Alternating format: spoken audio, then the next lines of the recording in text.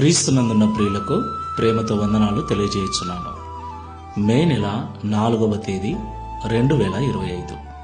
ఈరోజు దేవుడు మనకు చేస్తున్న వాగ్దానం ఏమిటనగా కీర్తనల గ్రంథము 58వ కీర్తన 11వ చరణం. కావున నిశ్చయముగా నీతిమంతులకు ఫలము కలుగుననియు నిశ్చయముగా న్యాయము తీర్చు దేవుడు లోకములోనున్నాడనియు మనుష్యులు ఒప్పుకొందురు. ఆమేన్. నా ప్రియమైన సహోదరి సహోదరులారా, ఈ లోకములో నీతిగా నిజాయితీగా జీవిస్తున్నటువంటి మనుషులకు నామమాత్రపు భక్తి కాకుండా నిజమైన భక్తి చేస్తూ ఖచ్చితమైన జీవితాన్ని జీవిస్తూ ప్రభువును ఆరాధించే వారికి ఖచ్చితంగా శ్రమలు, హింస, నిందలు కలుగుతాయని బైబిల్ సెలవిస్తుంది. అలాగా నీతిగా ఉన్నప్పటికీ, యథార్థంగా జీవిస్తున్నప్పటికీ, దేవుణ్ణి ఖచ్చితంగా ఆరాధిస్తూ ఉన్నప్పటికీ మనకు శ్రమలు, నిందలు, బాధలు, మనం ఇబ్బందుల్లో ఉండటం ప్రజలు చూసి రకరకాలుగా మాట్లాడుకుంటూ ఉంటారు. కొంతమంది మాట్లాడే మాటలు మనకు నొప్పిని, బాధను, గాయాన్ని కూడా కలిగిస్తాయి.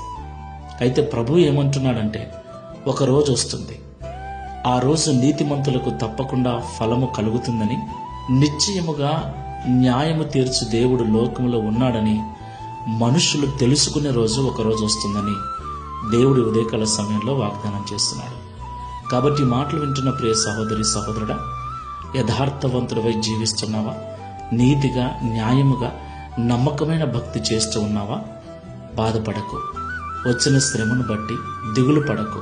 నీ యథార్థతను విడిచిపెట్టకు. నీకంటూ ఒక రోజు వస్తుంది. ఆ రోజు నీ పక్షమున దేవుడు న్యాయం చేశాడని ప్రపంచమంతా తెలుసుకుంటుంది.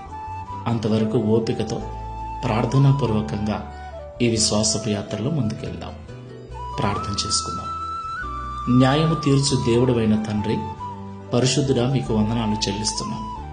అవును ప్రభువా, నీ సన్నిధిలో ఎంత యథార్థంగా ఉంటున్నామో, ఎంత ఖచ్చితమైన భక్తి చేస్తూ నీతిగా జీవిస్తూ ఉన్నామో, అన్ని బాధలు, అన్ని వేదనలు, అన్ని నిందలు మేము అనుభవిస్తున్నాం. కొన్నిసార్లు బాధ అవుతుంది, కొన్నిసార్లు నిద్ర పట్టదు, కొన్నిసార్లు ఎంతో వేదనగా ఉంటుంది.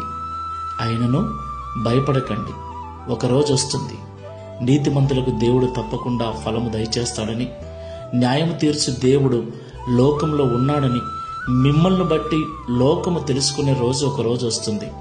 అంతవరకు ఓపికతో ఉండమని మాతో మాట్లాడినందుకు స్తోత్రాలు. ఈ ప్రార్థనలో ఏకీభిస్తున్న మాకందరికీ అలాంటి ఓపికను, ప్రార్థనా జీవితం అనుగ్రహించి భక్తుని వలె మేము కూడా సాక్ష్యం చెప్పినట్లు సహాయం చేయమని యేసు నామములో ప్రార్థిస్తున్నాము తండ్రి. ఆమేన్. Praise the lord. God bless you.